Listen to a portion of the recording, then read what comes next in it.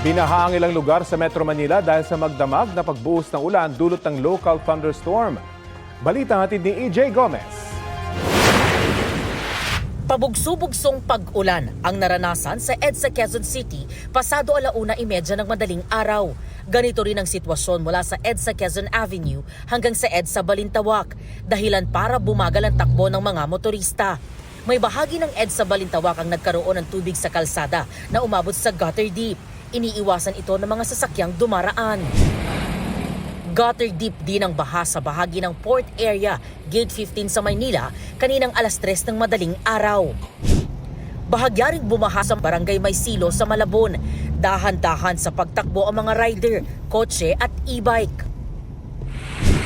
Bumaha rin sa bahagi ng dalandanan sa MacArthur Highway sa Valenzuela City. Nang tumigil ang ulan, humupa ang baha 5:00 ng madaling araw. Ayon sa Pag-asa, thunderstorm ang dahilan ng pag-ulan sa ilang bahagi ng Metro Manila kanina. EJ Gomez, nagbabalita para sa GMA News.